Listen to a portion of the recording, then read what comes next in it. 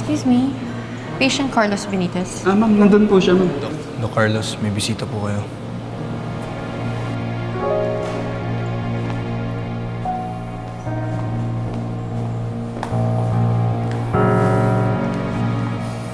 Salamat at nilalaw mo ako. Nasaan ka kagabi? Kagabi, nandito lang ako. Hindi ko pwedeng basta umalis dito. Sinungaling. Alam mo ba na may nanggulo sa bagong office ni Daddy sa Apex? Ikaw lang naman yung gagawa nun eh. Dahil ikaw lang may galit kay Daddy. Di ba may usapan tayo na huwag mong gagalawin si Daddy? Bakit? Sinaktan ko ba? Hindi naman, di ba? Huwag mo akong pinipiloso po. Sorry na. Nagbugal ako ng galit. Akala ko di makakarating sa'yo eh. Bahala ka nga dyan. Zoe, alis ka na agad. Hindi mo lang ako kumustahin. Sorry na. Huwag ka na magalit sa akin. Fine. May tatanong din naman pala ako sa'yo. Ano yun? Since matagal mo nang kilala si Mommy, na-meet mo ba ever yung Mommy niya? May lola? Lola? Wala naman nabanggit sa akin si Moira na may nanay pa siya. Bakit? Because she's here, sa Apex. And she wants to have a relationship with me. Eh di mas maganda.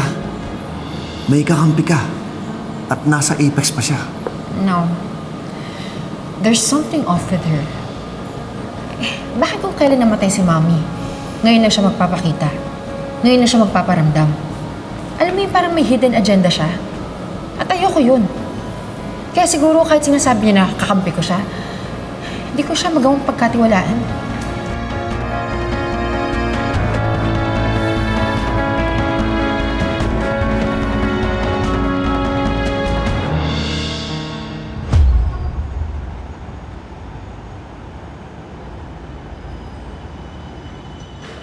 Tol, konting-konti na lang, Tol. Maya-maya dyan yung doktor. Ginalangin mo. Pre, yung tuhod ko, ang sakit. Wala pa ba yung doktor? Nurse, please give ketamine 200 milligrams IV now. Pasensya na po kayo ha. Yung ortho po kasi namin may ina-attendan pong ibang ER patient. Dok, baka may magagawa kayo. Kanina pa yung dinadaing yung doktor eh. Baka may magagawa kayo para sa kanya. Oo nga, Dok. Ako nga may napanood sa internet. Isang hatak lang sa tuhod. Okay na, Dok. Gumaling na. Kuya, ako po si Dr. Annalyn Santos. Na-dislocate po kasi yung tuhod ninyo, kaya kailangan po natin siya ma-reduce. Pinabigyan ko na rin po kayo ng painkiller. Mabilis lang po ito, kapit lang po kayo, ha? Mabilis lang po ito, o tigtiis lang. Pagkaya man, titiis lang, Tol. Ayan na. Okay ka lang. Sakit. Ay, man. Ano, Tol? Ano, Tol? Kaya mo pa ba? Kamusta po, sir? Kaya ma? Kaya ba? Kamusta po? Kamusta ka na? Ano? Okay ka daw ba? Okay na, Dok. Medyo nagginawaan na. Mabuti naman po. kung gano'n. Thank you, Dok. Nurse, pa-inform yung ortho para mapa-MRI siya, tsaka x-ray. Tapos, ipa-demobilizer na rin natin siya. Sir, wag niyo po muna gagalawin yung tuhod po ninyo, ha? Salamat sa inyo eh. Galing mo, lakas mo. Dok, Galing mo talaga. Galing mo talaga. Pwede ka na mag-practice bukas. Pwede na ba? Oo, sama ka na sa amin bukas. Nawala lang tayo sa team, ha? Pero may team Annalyn na Pero tayo Tol, ngayon. sino ba naggamot dyan? Si Team Annalyn tayo. Si Doc Annalyn, di ba? Team Annalyn? Siyempre. Ginawa ka na po ito. Team Annalyn! Team Annalyn! Team Annalyn! Team Annalyn! Team Annalyn! Team Annalyn! Team Annalyn! Excuse mo Bakit ang ingay niyo? This is not a basketball court. This is a hospital. Bakit niyo siya chini-cheer? Any of the doctors here can do what she did. At alam niyo namang may mga nagpapahinga dito. Sorry po, ma'am. Pinagsabihan ko na rin naman po sila na wag po silang maingay. Pasensya na po kayo. You seem angry. Are you angry for them or are you angry dahil natigil yung pag-cheer nila sa'yo?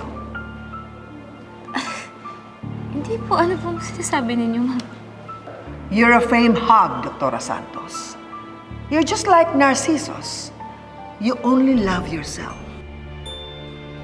You know him, don't you? Sa kanya galing ang word na narcissist.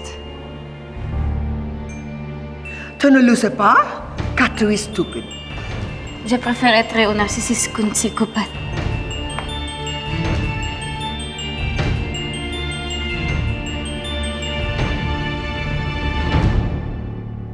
Are you calling me a psychopath? Hindi po. Ang sinasabi ko lang po, mas gugustuhin ko po mag-iisang narcissist kaysa isang psychopath. Hindi ko naman po sinasabi na psychopath po kayo. Huwag kang feeling magaling, ha? Just because you know some French words. Ma'am, hindi po ako nag-feeling na magaling. Kayo nga po yung nag-French po nung bigla-bigla sa harap ko eh.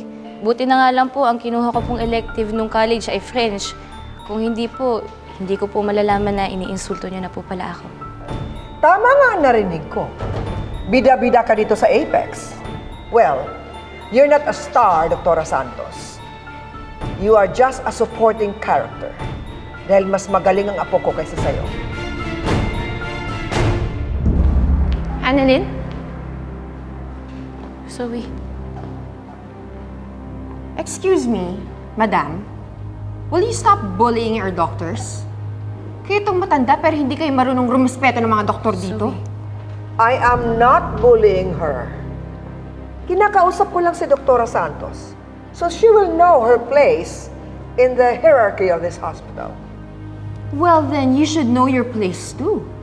Huwag mong ipagsiksikan yung sarili mo because wala kang lugar dito sa ospital na to. Zoe.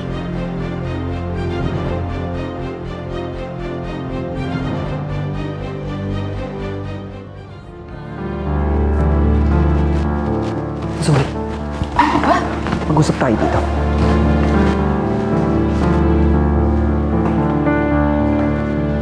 What the hell? Hell is what you have been given me these past few days.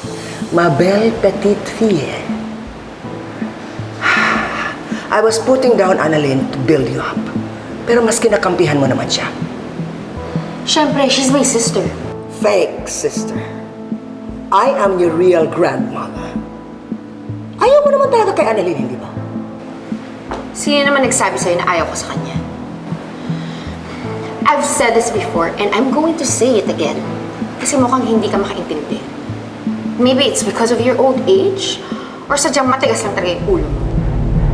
Stay the hell away from me!